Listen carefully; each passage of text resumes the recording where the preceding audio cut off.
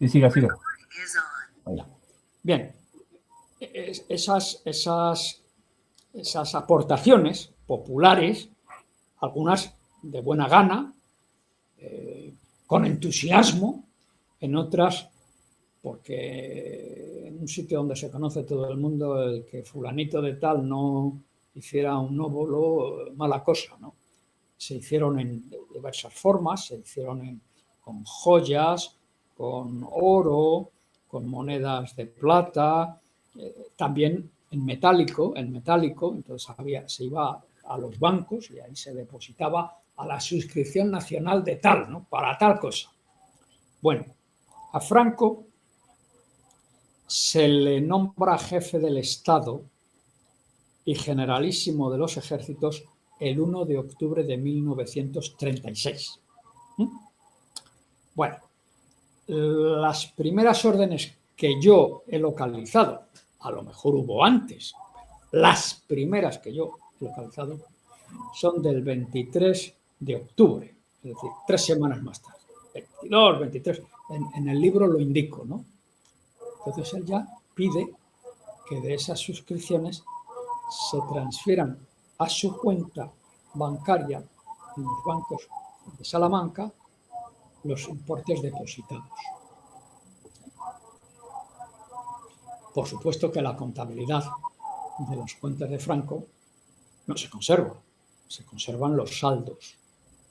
Pero esa fue una de las fuentes, probablemente la más importante, para que al final de la guerra, exactamente el 31 de agosto de 1940, terminada la guerra, Franco tuviera en sus cuentas corrientes, en una panoplia de cuentas corrientes, la friolera de 33 millones de pesetas. Utilizando ciertos procedimientos de cálculo que yo he descrito en mi libro, pero que no son míos, sino que son de un gran economista español, he llegado a la conclusión de que eso equivaldría hoy a 388 millones de euros. Una cifra elevada, ¿no? Bueno, no está mal, ¿no? En 3 añitos, no está mal, no está mal. Bueno, la primera fuente fue las suscripciones. La segunda es imposible de determinar. Franco hizo la guerra como jefe del Estado, jefe del gobierno y general en jefe de los ejércitos de operaciones. Es decir, tenía la disposición de los fondos, de la caja de guerra, de la caja de la jefatura del Estado y del gobierno de la nación, entre comillas, o seminación. Esa contabilidad ha desaparecido absolutamente. No se conserva nada. Yo presumo que también de ahí él hubiera podido meter la mano en la caja.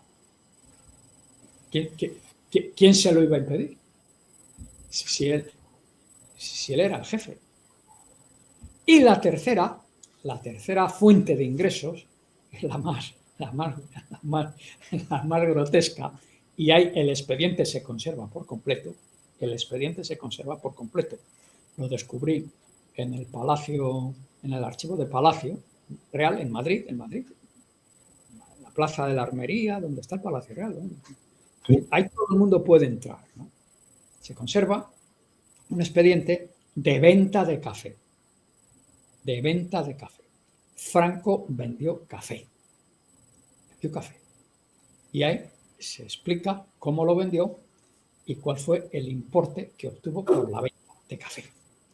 Ese café habían sido algo así como 800 toneladas de café del Brasil, de la mejor calidad, un regalo de Getúlio Vargas, del dictador brasileiro Getúlio Vargas, a Franco, al Estado español, ¿no? Después de la guerra. Y entonces Franco lo recibió, se anunció que se había recibido, esto se anunció en la prensa, ¿no? Que no mucho, pero en fin. Entonces Franco ordenó que se troceara por por, ¿cómo voy a decir?, consignaciones por provincias, salvo las islas, Baleares y Canarias, por las 48 provincias restantes ya en el año 40, ¿no?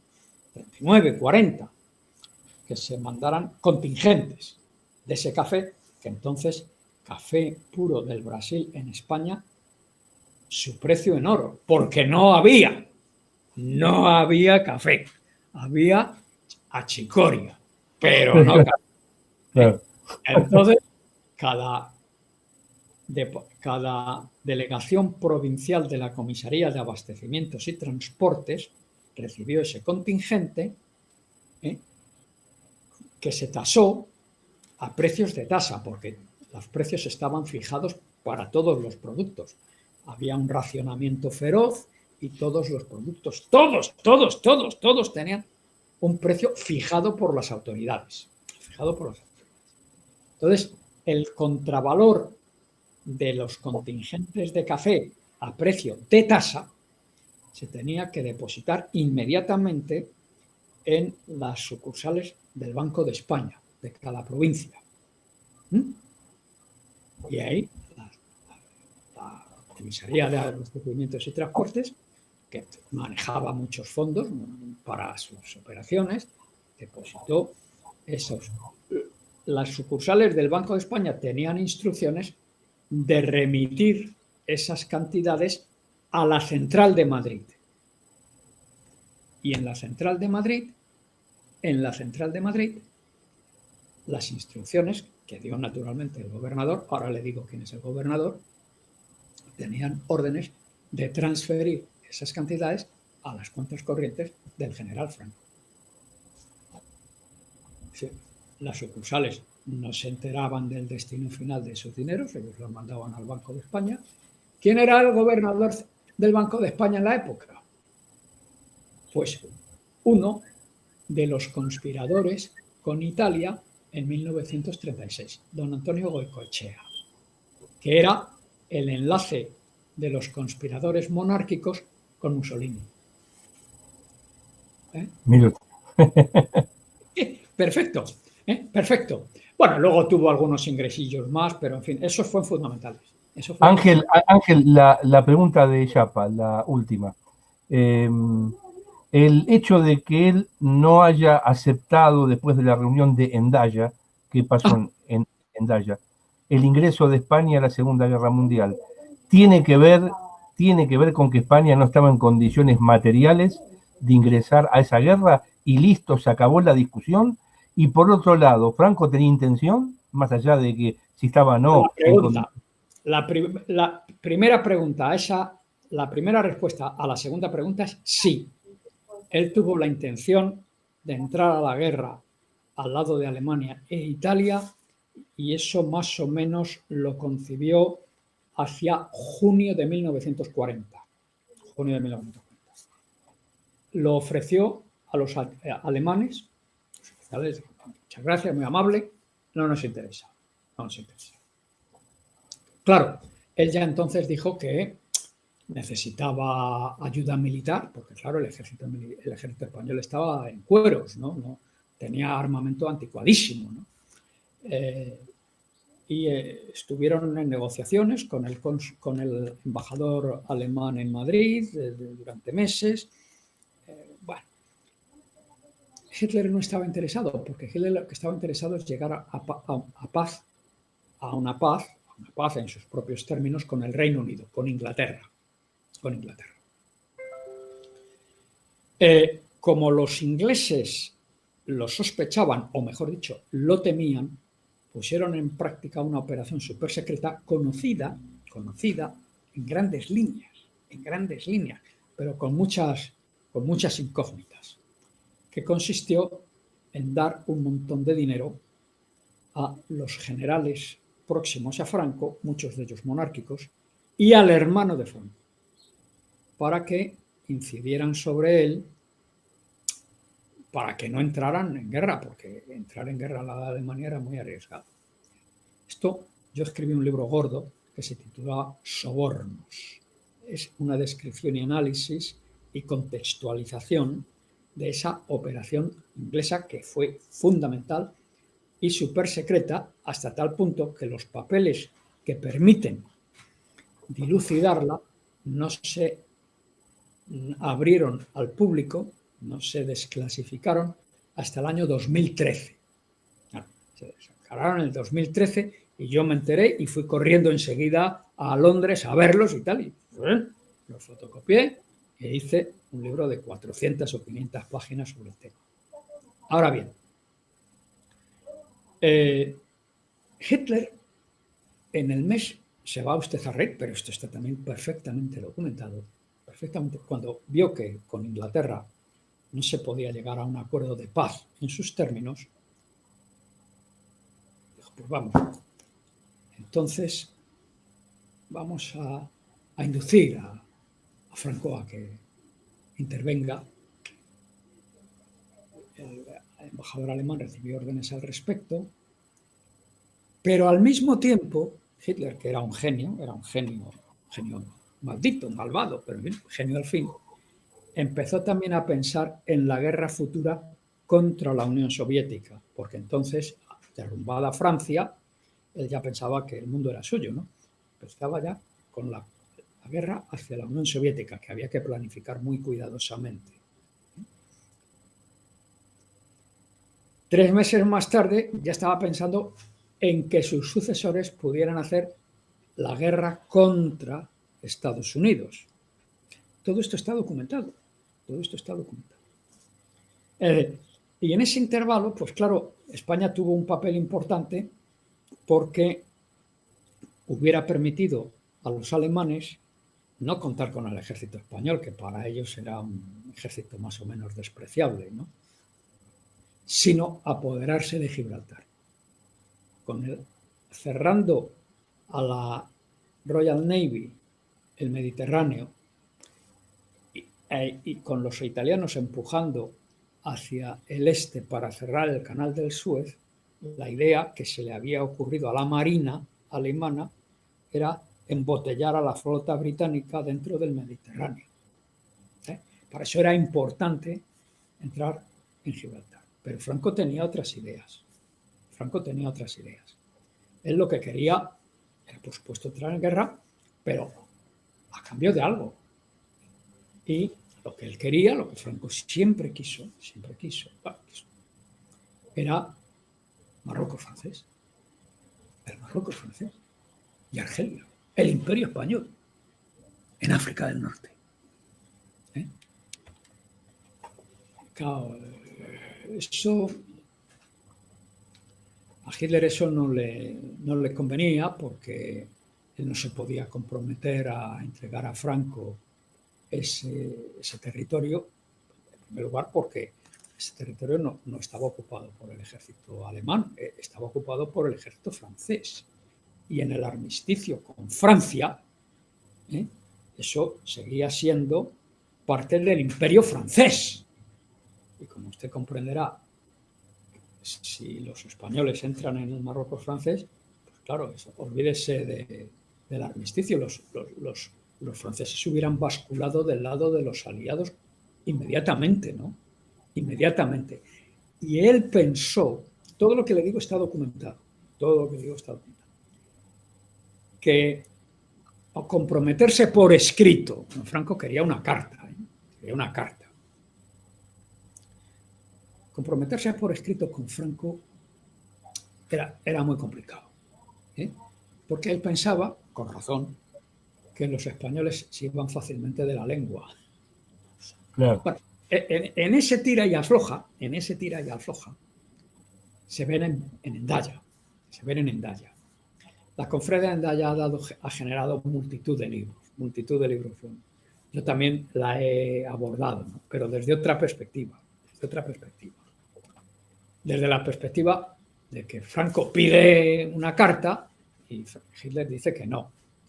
Y después de la conferencia de Endaya, Franco pide la carta y dice que no, porque no se fía de los españoles. Tenía toda la razón.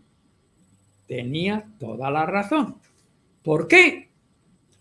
Pues porque los ingleses habían metido en el séquito de Serrano Suñer, que acompañó a Franco a Hendaya un espía español, claro, un agente al servicio de los ingleses, cuyo nombre se desconoce. Agente T de Tarragona, de Toledo, T. Y el camarada Serrano Suñer, pues se lo explicó a él o a sus acompañantes y naturalmente a las 48 horas lo sabían en Londres, ¿no? Con lo cual redoblaron ¿cómo iba a decir yo? Los intentos contra Franco a través de sus generales de confianza, que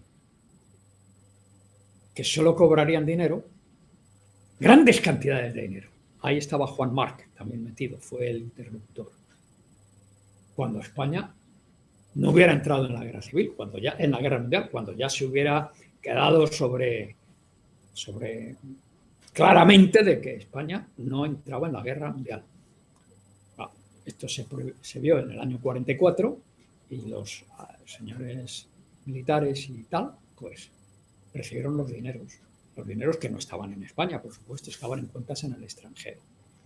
Es decir, sobre Hendaya se han creado unas leyendas. Es evidente que Franco no hubiera entrado en la guerra sin una promesa de Hitler por escrito de que eso lo recibiría, ¿no? Si Hitler se lo hubiera dado, yo no sé lo que hubiera pasado, ¿no? Yo no sé lo que hubiera pasado. Ya esto sí que es especular, ¿no? Franco, de alguna manera, se lo tendría que haber dicho a su hermano. Pienso que alguno de los generales, oiga, su hermano estaba de embajador en Lisboa, uno de los generales comprados por los alemanes era el ministro del ejército,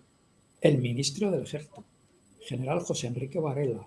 Es decir, otro de los comprados era el ministro del Interior, ministro de Gobernación, uno de los que había preparado el golpe en el año 1936, coronel Valentín Galarza. ¿Qué hubieran hecho estos caballeros? Pues, naturalmente, decírselo a los ingleses, a toda leche. ¿Y qué hubieran hecho los ingleses? Pues hubieran declarado la guerra a España, vamos. Así de simple. Tenían planes ya para conquistar Canarias y para desembarcar en Portugal. La conferencia de Hendaya, supervalorada, fue importante, pero fue importante porque fue una bifurcación histórica. Ahí sí que si Hitler dice, bueno, estos desgraciados, se le damos, pero ahí no tuvo esa cosa porque Franco no le caía simpático, porque los españoles no le caían simpáticos, porque eran unos tipos clericales, esas cosas que hay. Pero que en un dictador, como en el caso de Stalin, del que hemos hablado antes, no, es que estos tíos se me pueden sublevar, los liquido. Pues Franco, tipo clerical, manos de la iglesia, gárrulo, es un tipo que charla mucho, que habla mucho, que se le va muchas cosas por la boca. Luego, en realidad no era así. Pues no le dio la carta. La cartita, yo la llamo la cartita. Porque lo que no entendí, Ángel, es por qué la presencia de ingleses ahí, de espías. ¿Cuál era? O sea, era un inglés, era un español al servicio de Inglaterra, pues alguien al que le habrían comprado, claro. Se conservan las minutas que no sé si eran. Se le pagaba muy poco. Él se quejó en alguna ocasión de que me pagan demasiado poco, ¿no? Claro. Supongo que le subirían el sueldo, ¿no? Claro. Yo tengo la sospecha de quién pudo ser, pero no me atrevo a... He dado los suficientes datos cogidos de los de los archivos ingleses. Yo creo que algún especialista en Falange en aquella época con esos datos a lo mejor lo podría identificar. A lo mejor, pero yo francamente no tengo tiempo. Ángel, ¿y lo de la Legión Azul? No, la División Azul, eso fue otra cosa distinta. Eso fue en el año 1941. Los alemanes entran en Rusia, declaran la guerra a la Unión Soviética. Bueno, no la declaran, invaden la Unión Soviética y entonces por toda una serie de razones que son internas también y tal, pues hay Serrano, Rusia es culpable, vamos a declarar la guerra a Rusia. No se declara la guerra a Rusia, ¿no? Pero en fin, se envía una misión de voluntarios españoles o menos voluntarios encuadrados por oficiales del ejército. Encuadrados por oficiales del ejército. Y es una cosa importante, son cerca de 50.000 tíos los que pasan por ahí, por la División Azul, ¿no? Pero, Ángel, ¿es un gesto de Franco hacia el nazismo? Es un Nada gesto más. de... Es decir, hay que verlo dentro de ese encuadre. Bueno, yo creo que sí, porque francamente necesidad de Franco de hacer eso por razones de política exterior no se ven muy claras. Por razones de política interior sí. ¿Cuáles son las razones de política interior? Pues una falange que se le subía a las barbas. Unos militares incómodos con el elemento falangista, es decir, fascista. Un gobierno un tanto dividido. Entonces, la forma de desprenderse de los falangistas radicales más nazificados, pues eran que fueran a luchar contra el enemigo común de los fascistas y de los españoles, ¿no? Claro. Fue para bajar un poco las tensiones internas. Tensiones internas. Hay dos cosas ahí que son muy interesantes. Los ingleses no declararon la guerra a Franco, porque declarar la guerra a Franco en el año 41 hubiera sido que automáticamente se pusiera en manos de los alemanes y no tenían por qué hacerlo, ¿no? Y los rusos, pues no se la declararon. No me pregunte usted por qué. Eso sí que no lo sé. No lo sé. Stalin, con tener a los alemanes en casa ya tenía bastante. Yo supongo que a España le importaba un bledo en aquellos momentos. El hecho es que españoles combatieron contra la Unión Soviética, pero la Unión Soviética no tomó ningún tipo de represalias. Ángel, la pregunta final.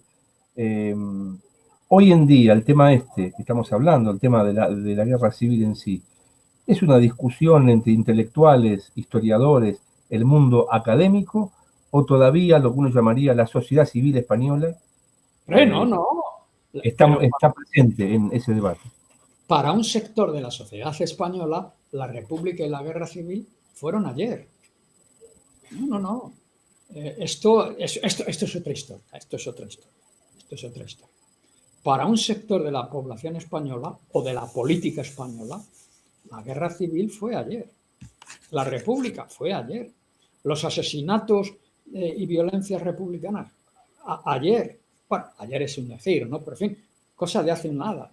Están presentes, están muy presentes. O sea, es una marca. Es una marca, digamos. Es una marca, sí. Yo creo que algo habría que haber hecho, pero en fin, no se ha hecho. ¿Qué se debería haber hecho? En primer lugar, algo, y con esto sí que ya termino, porque es otra historia en la que yo estoy ahora metido, más o menos. Primero, habría habido que el Estado español hubiera tenido que, desde fecha muy temprana, una vez recuperada la democracia, debería haber puesto en marcha un programa de aprendizaje y de enseñanza de la historia contemporánea objetivamente, con lo que más o menos yo le he venido diciendo, o con lo que los historiadores, muchos historiadores llevamos diciendo desde hace muchos años, para dar unas bases mínimas de conocimiento objetivo a los niños que hacen la enseñanza primaria, el bachillerato y que van a la universidad. Eso de entrada. Segundo lugar, y esto es también otra deficiencia del Estado español, hace ya mucho tiempo hace ya mucho tiempo, hace 30 años, se deberían haber abierto los archivos públicos españoles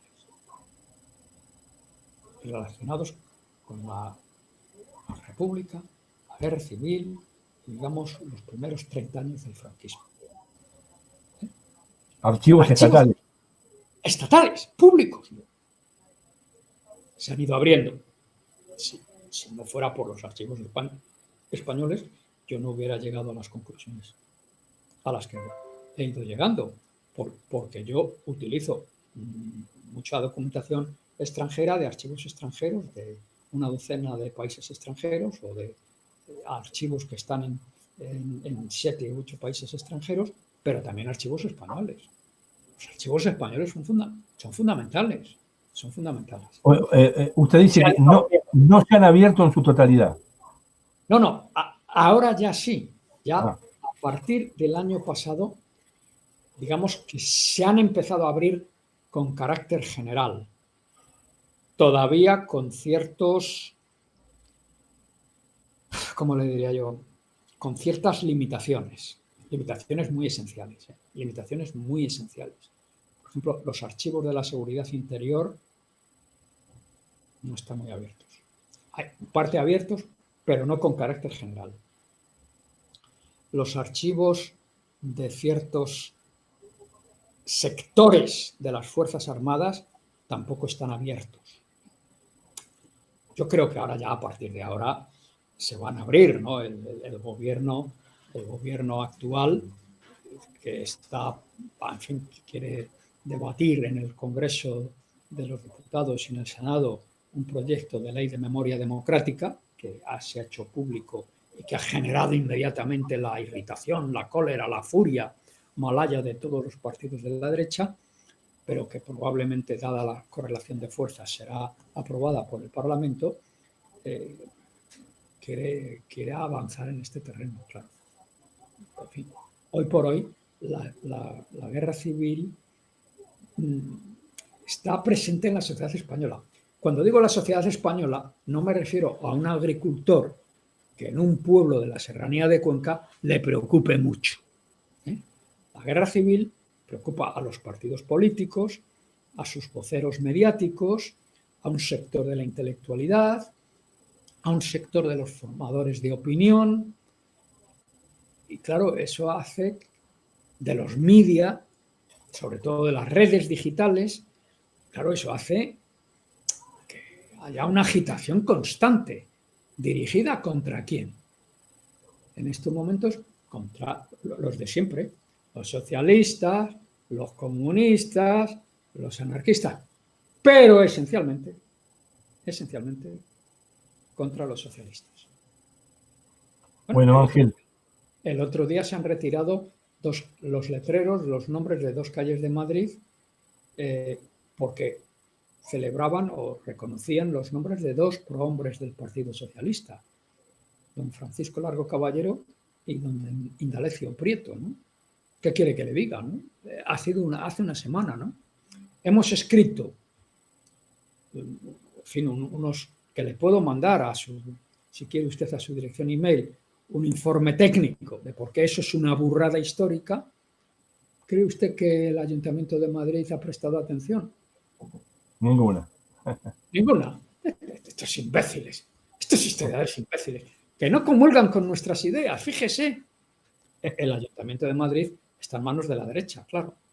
Está en manos de Ángel, se nos va a acabar el tiempo, le mando un fuerte abrazo. Bueno, esto va a circular por YouTube para el público argentino, para todo el mundo. Espero que no durante 3 horas o 2 horas y media, porque eso no hay Dios que lo oiga, ¿eh? No se cree, hay mucho público interesado. Y además, bueno, esperamos la salida de su próximo libro. Le mando un fuerte abrazo, estimado maestro. Hasta luego. Chao. Uf.